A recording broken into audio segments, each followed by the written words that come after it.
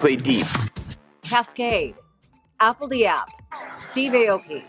They are superstars of EDM. Their instruments are turntables, portable hard drives, and headphones. Their crowd, thousands of 18 to 25-year-olds at festivals all over the world.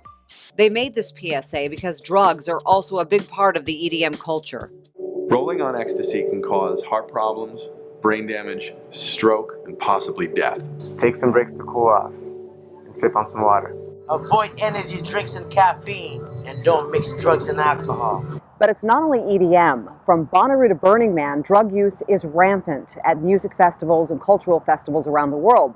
Take a look at this drugabuse.com graphic. It shows everything from Molly to mescaline in high use. People talk about it on their social media even. And in the U.S., promoters are basically prohibited from acknowledging the elephant, or in this case, the Molly, in the room, all because of a 13-year-old federal law called the Rave Act.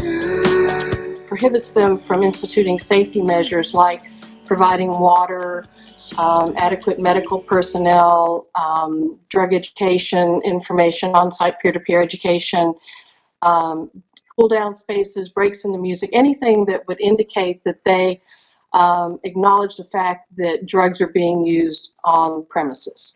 Dee Dee Goldsmith's daughter, Shelley, was a university student on a full academic scholarship.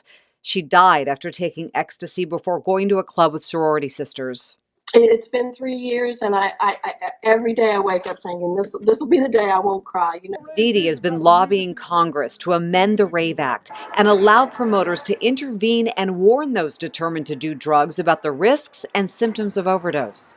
Right now, they're being told by their lawyers, their insurance companies, whomever. I don't know who they're being told by because I can't get anything in writing. But again, anecdotally, they tell us that, or they've told me that they fear prosecution under the Rave Act. There are nonprofits like RollSafe.org and DanceSafe.org that encourage drug education and harm reduction. They offer pill testing kits, mobile apps, and set up outside festivals for peer-to-peer education. But they're often shooed away by promoters fearful of the Rave Act. Northern California-based Plur Angels has found a way to help festival goers without opening promoters up to potential prosecution. Like, yes, we have found that certain nick around the Rave Act, but it still doesn't change the fact that so many promoters are still so scared of simply just having a nonprofit to offer harm reduction in general. So regardless of the approach that we took, so if the Rave Act was changed, us as an organization not only would be able to continue providing safety and the promoters would be more comfortable with it, but hopefully every single promoter would want their event to be safer and want extra eyes and ears on the floor.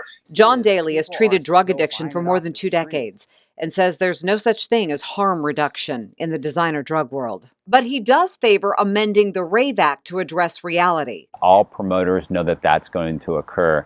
I think a responsible promoter would then make sure that there's rock med or other emergency services there to help them out.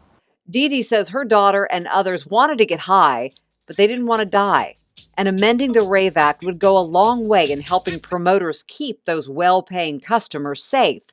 The 18 to 25-year-olds paying hundreds of dollars for festival tickets, camping sites, merchandise. Yet they can't find free water, a place to cool off, or medical help when their life is at risk. One of the organizers say that it's really up to the individuals to take personal responsibility.